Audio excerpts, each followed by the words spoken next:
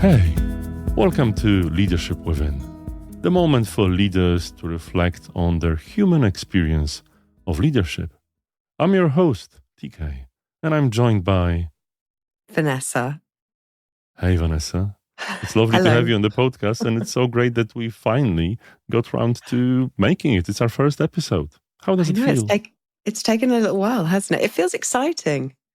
It does. It does. It feels exciting to me. I, have some experience with other podcasts, but what about your podcast experience? Are you a listener?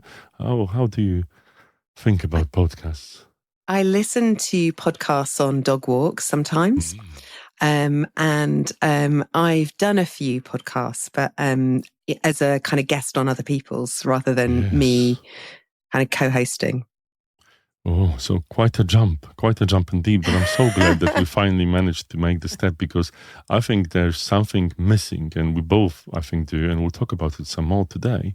Because what we wanted to talk about today, and what we've agreed to, is to maybe introduce ourselves in this this particular podcast. Why is it here? What are our reasons? So our new listeners, would know if they want to tune in again or not.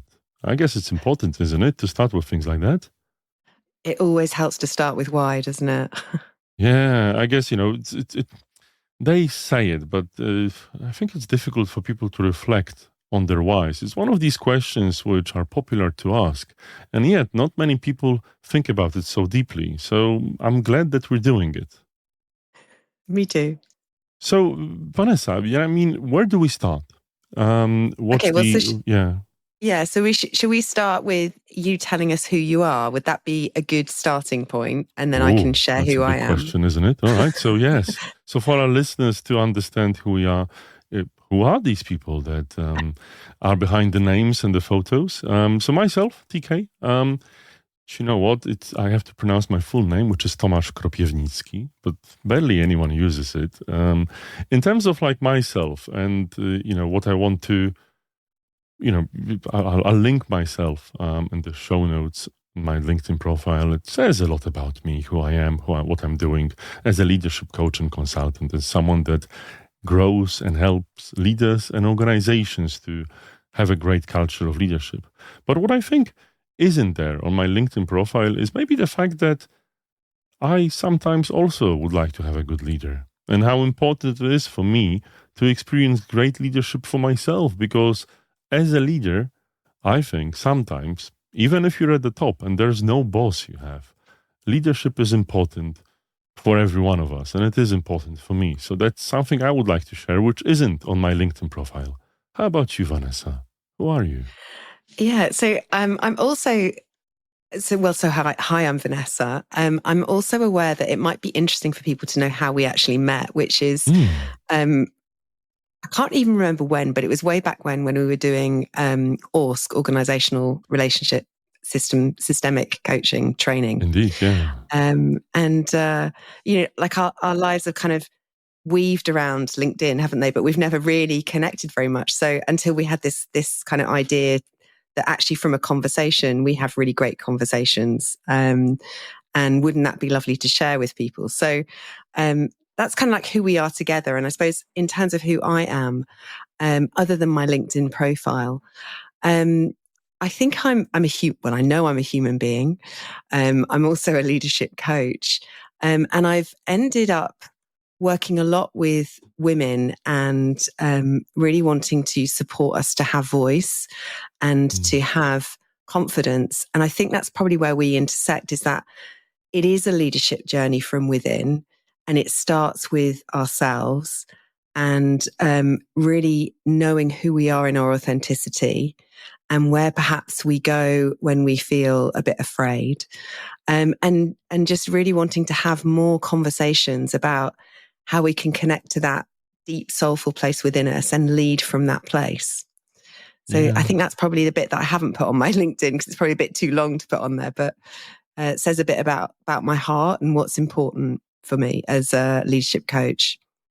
And I think, even though you say that you haven't put it there in terms of writing it, I think, if people look at your content, obviously our profiles are linked, they can probably see that. And this is something that, after all these years, knowing you from when we trained at CRR, this always has been done, and this always has been impressive. And this wonderful quality is something that maybe we have in common, right? And this is why we've made this podcast. This is maybe one of our reasons, but not the only reason. So why are we starting this podcast, Vanessa? Well, so you said this really cool, it was in a conversation, and you said this really cool thing about often it's lonely in leadership.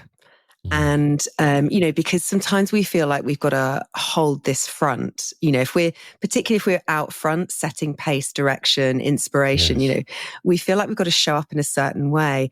And that makes it tricky sometimes to be with the more vulnerable, parts of ourselves and to show up in our full authenticity. And so we had this conversation, and you used the word echo chamber.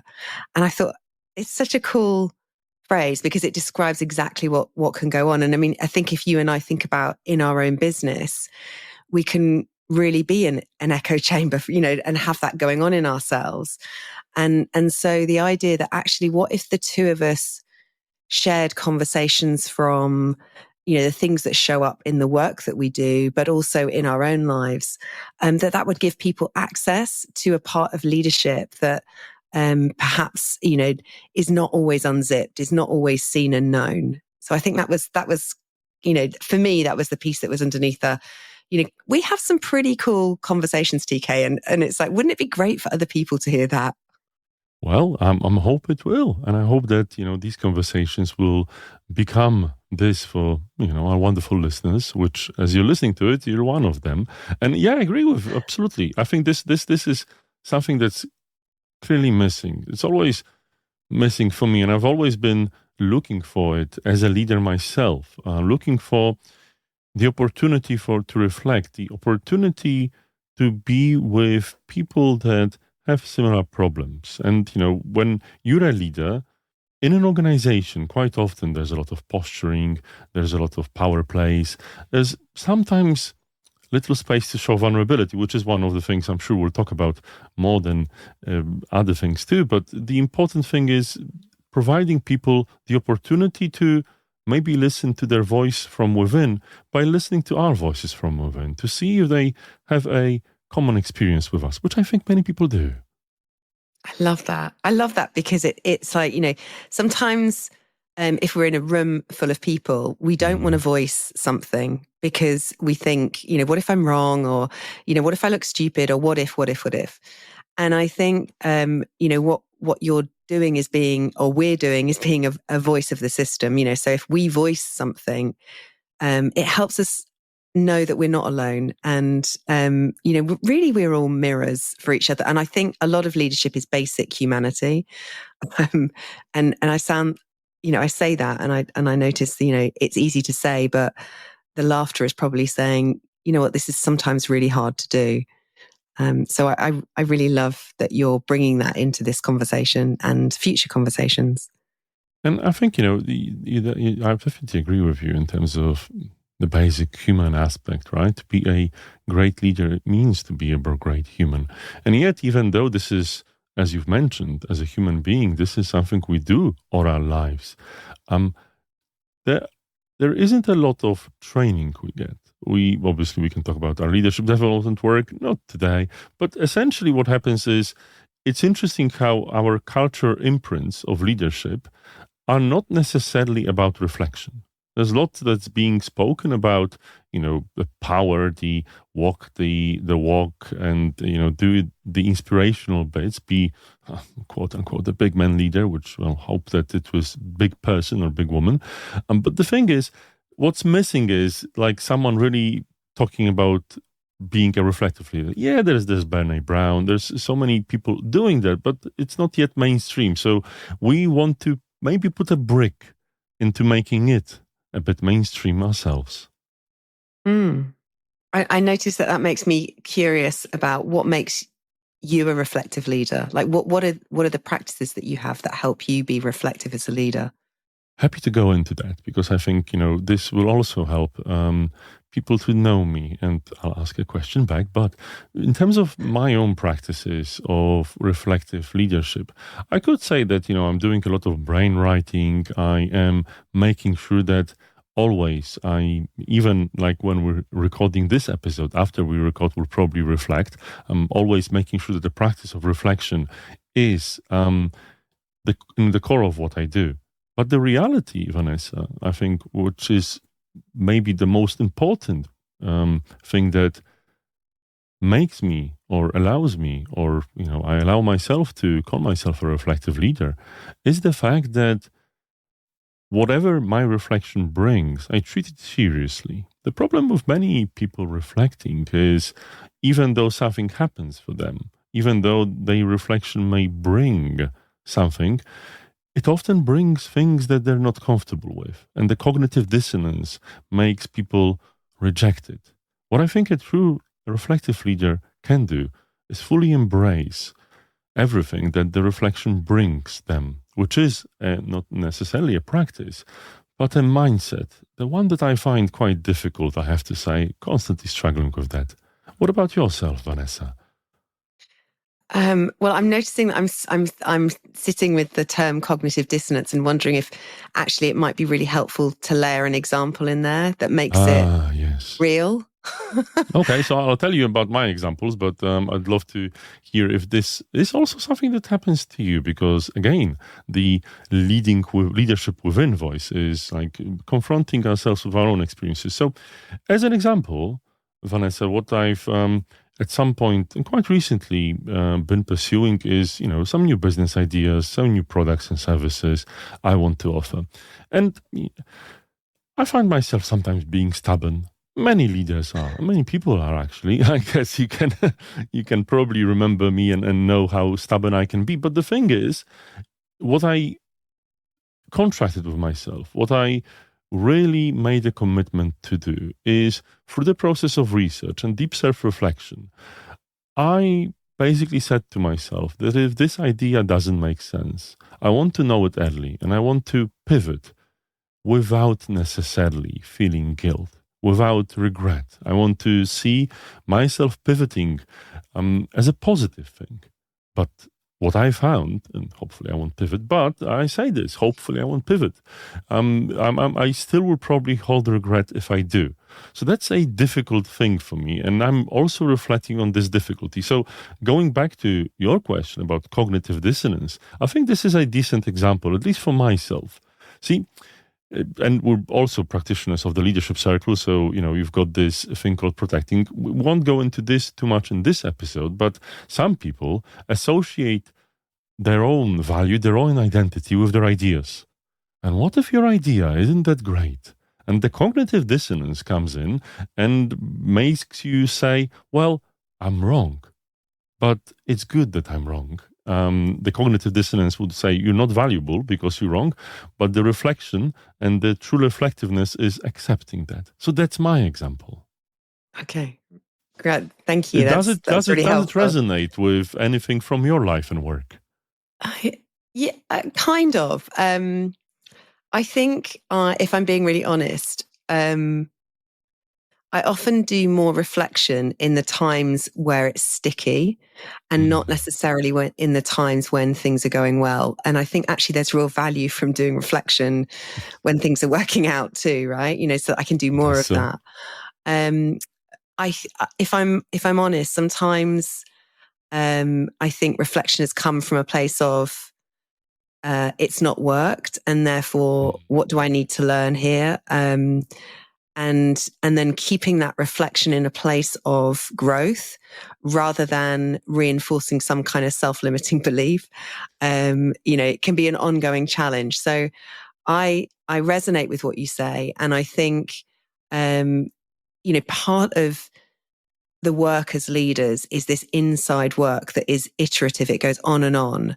And if we are growing, we're always going to come up against our edges, so in my business right now, visibility is part of my edge, and just, it brings up for me a fear of rejection, which is so old, and it's a much younger me.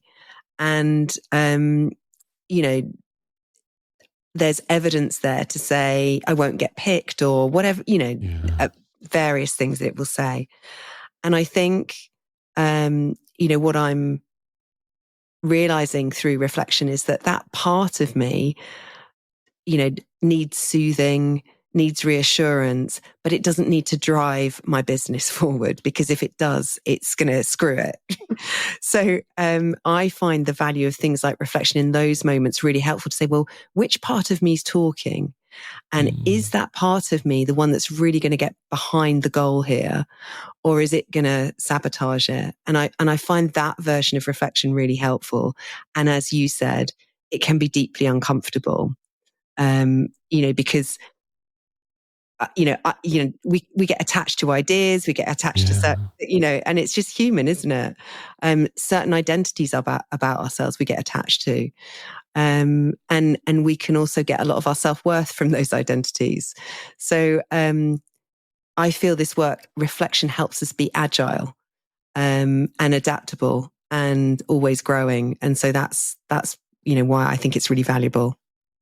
And I do agree, Vanessa, absolutely. The interesting thing for me that you've covered, and thank you so much for your share and reflection. I guess hopefully our listeners will recognize this will become a staple of a podcast, is the fact that, some parts of us, maybe the ones that aren't necessarily that conducive to achieving success, need to be cared for, right? Even if we identify that there's a part of us that has this particular voice. Like I said for myself, the part that's maybe a stubborn, small person, younger person, as you said, that's not necessarily the most conducive towards success. But yet, we need to care for them. So the interesting thing is, these personas, these aspects of ourselves can need many different things. And I'm wondering, when it comes to like the ones that you've mentioned, the ones I've mentioned, when you do this reflection and you want to care for this, what do you think this part of you needs? So I think often for me, there's almost like a somatic response that it needs, like an embodied response that says, so you can't see me, but right now I just, I've put my hands on my chest and I'm kind of, soothing it and saying, it's okay. It's that kind of, and I've just done that automatically. But I think sometimes, it needs a body response, not just an intellectual response that said, it's okay, I've got this. Because, I don't know about you, but certainly for me, when I'm under stress or pressure, my body will make a certain shape. And, my breath I'll hold my breath. I'll do different things somatically that actually can put me into that probably freeze place. So to get out of that, as much thinking as I might do, actually, I really want to work with the body and just relax it, and give myself that sense of ease, and then turn to that part of me that's younger and go, hey, honey, it's okay. It's all gonna be fine. So I think it's working on whole person rather than just, and that's the thing. I think reflection, often we think about reflection as I remember when I first did my coach training with the school that I originally trained with, and after each coaching session, you would do a reflective journaling piece. What happened, what were the feelings, what did I learn, that kind of thing, which is great. It's helpful, but it's all in my head, and so it's assuming that I'm not getting intelligence and wisdom from other parts of me. So I think the more my journey through coaching, it's kind of helped me bring the wholeness of me back in rather than just keep speaking from my head, which is, only limited. No, thank you for that. I think it's interesting how I myself am neglecting this side. How, again, as you can hear me, how the way I'm speaking, the way I'm thinking, how much it's, cerebral. And interestingly, not only from the perspective of a coach, but also from the perspective of a leader, right? With all these aspects, which, as you said, being a leader, being a great leader is being a great human. How do we not only read the signs that our body is telling us. And for many leaders, unfortunately, full of cortisol, short breath and so on, because that's unfortunately the reality for many people. But in the moment when you're leading your greatest, right? When I'm thinking about myself being my greatest leader and being, there for others, how do I look like? What's my body like? And I'm just like thinking about this. What is it? This power pose? Is it now when I'm, the Superman? Is it maybe right now when I'm sitting in front of the microphone and I'm visualizing you and visualizing you, our wonderful listener? What's the moment? How are you like? What are you like when you're your best leader? That's an interesting one when it comes to the body, right? What's your best leadership self in terms of the body language, Vanessa? Yeah, well, so mine's never sitting still, right? And I don't think you are either, because like my memory of you is that, and I think we actually share a quirkiness together, like a free flowing, moving energy. And I think sometimes, when we're sat at a desk or we're, like that's not when I'm at my best, I don't think. I think I'm often moving, working with energy. And that sounds very woo-woo, but what I mean is, kind of sensing and responding to what's in front of me, what's around me, what I'm feeling in myself. So I think, I imagine, you would have a different dance to me, but I know my dance is moving. It's a free flowing kind of energy that is, it's not boxed in by constrained thinking. And you and I both know this. Whenever we ask someone a question and they're really in their heads, we want them to move beyond the traditional response. Most of us are thinking so I've read some of that. We were thinking about 65,000 thoughts a day, and most of those are repetitive, right? Yeah. So I don't know about you, but I get my best, ideas in the shower, walking, really random moments. And I think, I feel like my leadership is at its best when it's moving. And it doesn't mean I have to be physically moving, but something's being alchemized, the energy is moving in me, something's being created. I can hear it in my voice now. It's, there's more energy in me now as I'm speaking. Even when you're just visualizing it. Yeah. Yeah, exactly. Right. And there's a smile on my face, I can, whether you can hear, you can't see me, but whether you can hear that, is another thing, but I can feel it within me. So I think often we know when we're at our best, we know what it feels like intrinsically within us.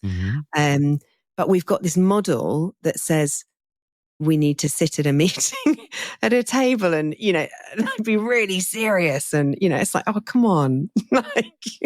I know, right? And that's the most wonderful thing you've said, that first of all, the maybe difference between what we're used to. And I think, many maybe don't think about it, but for many people, office work is unfortunately an extension of what they had in schools, and the thing in schools is down to ancient Prussia and their method of teaching. If you look at modern education, it isn't like that at all. There's a lot of movement, and I definitely empathize, and I definitely do my best thinking when I'm actually cycling or when I'm swimming. So this also, when your body is full of energy, right? When you're doing a physical activity, obviously your mind will be too. Yeah, exactly. And I think sometimes it's what are the questions that we're asking when we're reflecting? So sometimes, people are often asking the question, what's wrong with me? What have I done wrong? And they're focusing on a negative bias. And it's when I invite people to say, okay, so what makes you brilliant? It's just dead silence. It's okay, so why aren't we leading with that?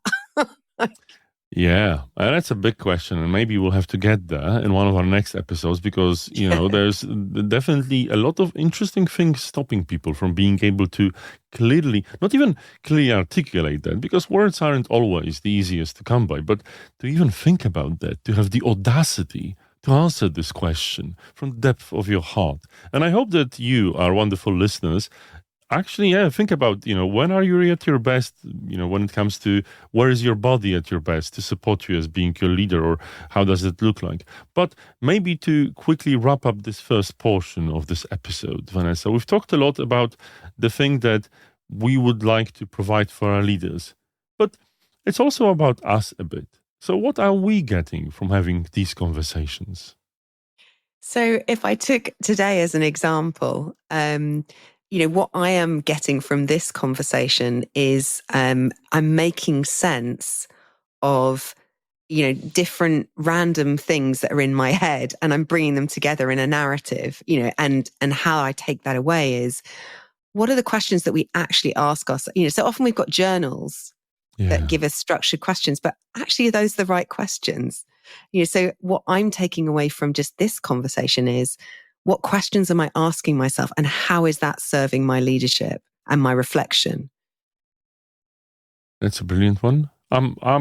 I think, for myself, sometimes I can see many people actually having that too. I think that there are some things that I personally want to say and be there in the world. I want to, I think personally, I really like having a platform. Sometimes it's important for me to share what I think.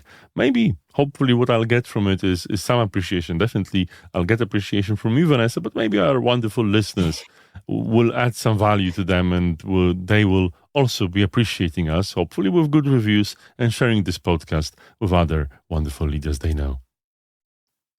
And I noticed, TK, that the thing that you're really good at, if you listen to this conversation, you're really good at appreciating other people.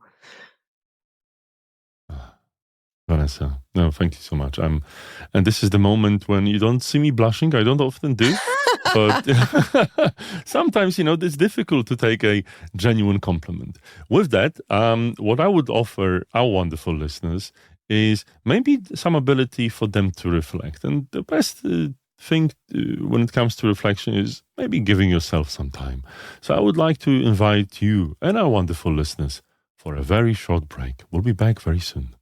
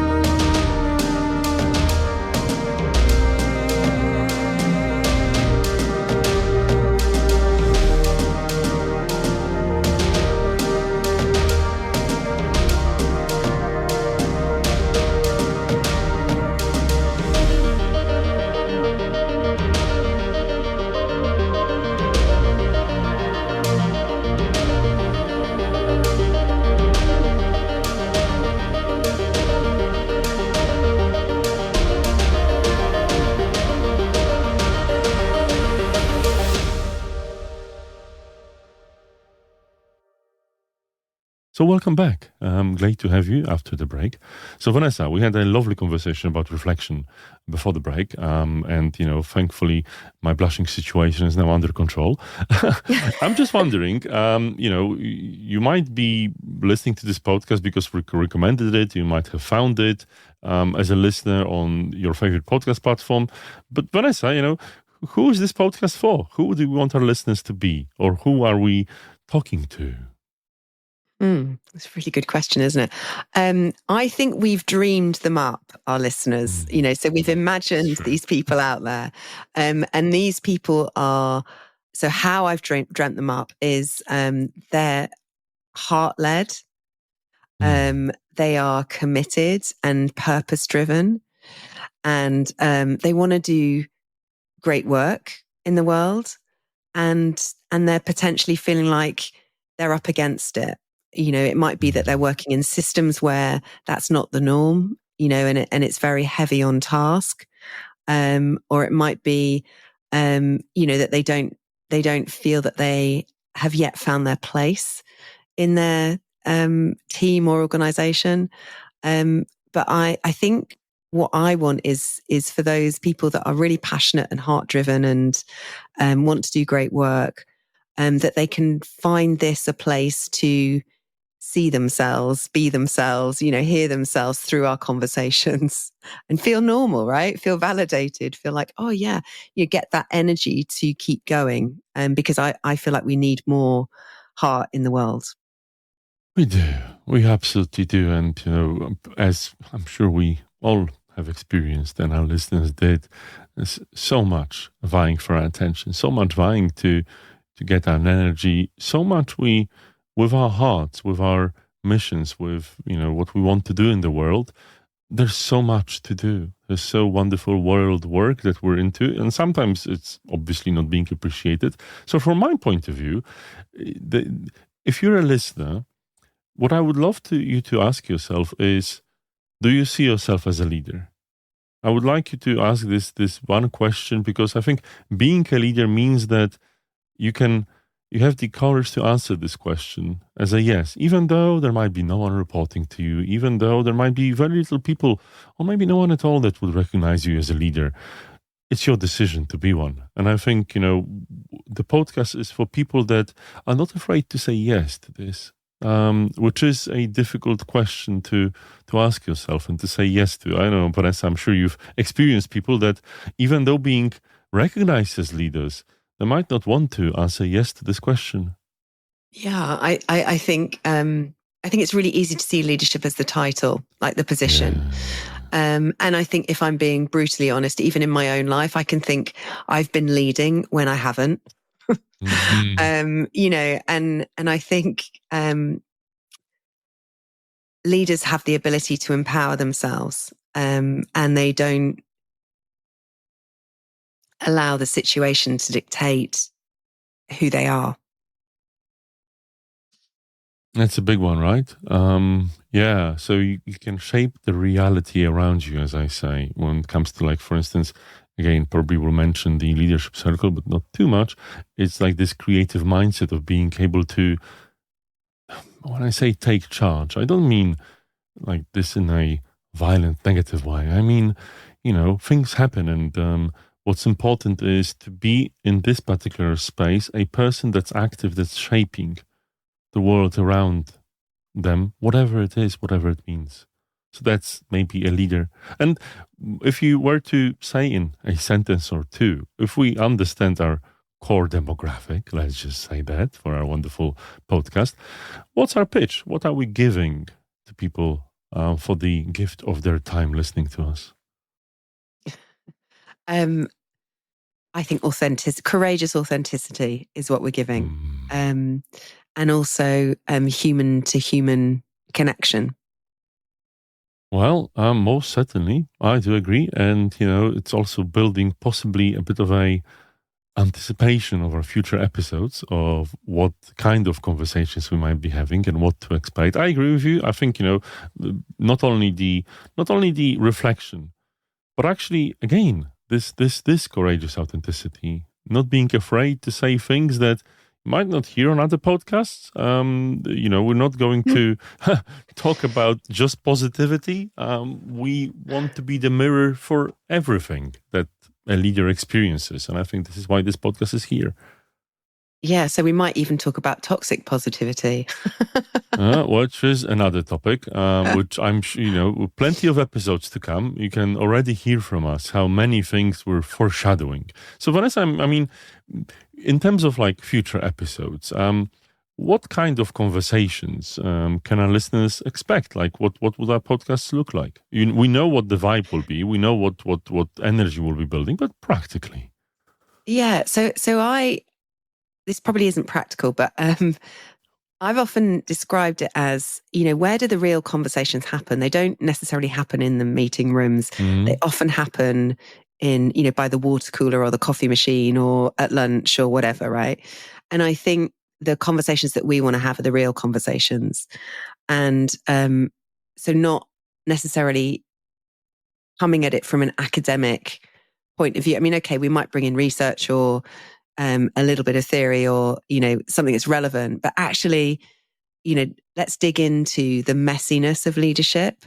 And I think that's what people will gain from listening is like, yeah, this stuff is simple stuff and it's doesn't mean that it's easy to do. And so I hope that, we can give practices to people that support us to keep our ears open, our hearts open, our eyes open. Because I don't think anyone ever really wants to come to work to do a bad job. I've always said this, like I don't think people show up going, I'm going to do a really crap job today, but it might be that they're having a difficult time or it might be that they're struggling with something. And, we know psychological safety is paramount. And if we as leaders are having those conversations with ourselves, then it's possible for us to have the conversations with others. So that's my kind of what I hope people will get from it, and kind of part of my dream for it too. I hope so too. And it's interesting, like just what you mentioned, which is probably another topic for the episode, which is the self-fulfilling prophecy. How probably no one wants to come and do a bad job. But what if a leader subconsciously expects them to? And it becomes a self-fulfilling prophecy. That's an interesting topic for another episode. So definitely, a lot of the conversations that will happen here, as you've mentioned, Vanessa, are about not the academic, but the real experiences. And I guess it's like from ourselves as leaders, from our work with leaders, and from the wider world around us of leadership. Because it's a big world of leadership, isn't it? And many things are happening. Yeah, and it would kind of be cool if people, wanted to hear something, wanted us to talk about something that we actually, they sent that in, So if people said like, I really would love to have a conversation about X. Yes, I would love that cool. too. If you're a wonderful listener, and if we can maybe exert some leadership on you, the wonderful leader you are, send us something, message us, let us know what you would like to hear more about. We've mentioned so many things in this episode today, in our wonderful chat. And we would love nothing more than to get your feedback and understand, what is it that you would like to hear about? There's always so much when it comes to great inspiration. And I'm sure that, your and my friends hearing this will respectively come to us and let us know. There might be some topics that they want to hear about. Yeah. So Vanessa, what is it that you would like to hear about if you were to foreshadow one of the next episodes? If I were to ask you this question.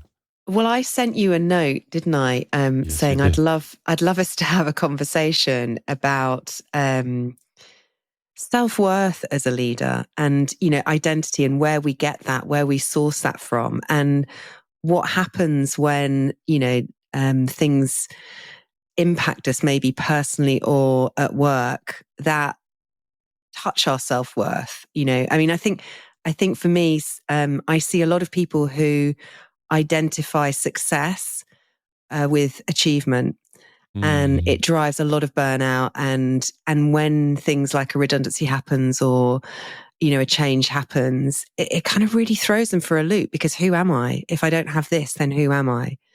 And I think that's a conversation that's worth having. Absolutely is. And it's such a wonderful conversation that I would love nothing more to have. But there's another reflection coming with that, because you've mentioned the message, right? And I remember getting this message, and I actually have it on my other screen. And it starts with, this is going to sound crazy. And I replied to your message originally, right? And 2 hours after I reply again. And I ask the question or make a statement, and I'm reading it. In fact, I'm actually intrigued. Why do you think this might sound crazy to me? I think because it was probably left field. Something happened to me on Monday that was really, really shocking. And I think it triggered this thought process because I was with someone that was really struggling. Ah, yes. And I'd never been in a situation like that before. And it really, and it was a man, and it really made me think about the vulnerability of people in leading their lives when things aren't going well. And how dark things can get. And I just felt like we have a platform here where we can talk about the difficult things, and we can help people realize that sometimes the way that we see a situation is not how it actually is, and that our basic humanity, our uniqueness, our quirkiness, our whatever is what makes us valuable. And so I just really felt like, having had this situation, that's why it would feel crazy. It's like, well, where's this coming from, Vanessa? Because it was, and this is what I think you and I are people that, I think I've said it before, we sense and respond. So things happen in our worlds, and then we relate it, and we think, wouldn't that be a conversation that's worth having? So that was just something in my world, and I felt it might come a bit left field to you, because it's like, well, why do you want to talk about that straight away? So that was the reason. No, thank you, Vanessa. It's a lovely share, and a cliffhanger for our wonderful listeners, so you know what to expect in one of the next episodes. But for me, it's an interesting reflection what might be interesting for you and for our listeners is how I've responded to the message, and then how reflection kicked in. And after 2 hours, I write back saying, well, there's one thing about your message that intrigued me. And maybe this is like an answer to one of your questions from the start. What makes me a reflective leader? This interesting thing, which is I constantly try to, but less about that, because I think we'll have other episodes to talk about it plenty, but maybe to end on something. I think it's also important to talk about very shortly, really. We talked about what we want to have on the podcast, but what is it that we do not want to have here? What's the thing that we stay away from? I don't want it to be boring, and I don't want it to be egotistical. Do you know what I mean? It's like, I don't want it to, like leadership can get so dull, and so like we know everyone is smart. Everyone that listens in, you're already smart. You've got all that. And we know that you're fabulous and brilliant. But we're talking about emotional smarts, social smarts, relational smarts, different ways of being. And those are the things that will make people follow you. So I just don't want to be vanilla and boring and beige. I think there's enough of that. No, it is. And there's also enough of false positivity, of false harmony. I guess, leadership is tough and gritty. And, if we want to provide a good mirror, it has to be, smooth and well reflective, but it has to reflect all the grittiness there, right? So, we're not on a high horse. We're not pretending everything's great and amazing. And we don't pretend to always share each other's point of view. If we don't, we're not afraid to talk about it, because this is leadership, isn't it? I love that. Yeah. Because often actually best ideas come out of conflict. They don't come out of us just all, yeah, that's really great. It's just. I really agree. And this and that. And you're probably listening to this, dear listeners, like, how the hell are these two guys, which are so in alignment and so in tune, are going to disagree and so on? Well, I guess we'll have to work on that. We will. Okay. Proper foreshadowing. And we haven't recorded any more episodes yet. So, Vanessa, we're at time. So what are you taking away from this conversation before we end? Well, so I just noticed that I went full circle when you did that kind of closing up and the wrapping up. I came full circle to that question of what makes you brilliant. As a leader, what makes you brilliant? And that's what I'm taking away is a reflection on that. What I'm taking away from this conversation is what we've talked before the break about, the bodily feeling of being your best as a leader. What is this aspect, and how I'm neglecting it, and how I need to do something about it. So that's my thing. And the question for you, dear leader, our wonderful listener, is what are you taking away? That's the reflection question we're going to leave you with. With that, thank you so much for listening. This has been Leadership Within, a podcast with TK and Vanessa. We hope to see you soon. Don't forget to subscribe. Maybe write a review. Maybe write us directly about the questions you have. And thank you so much for listening. Bye-bye. Bye.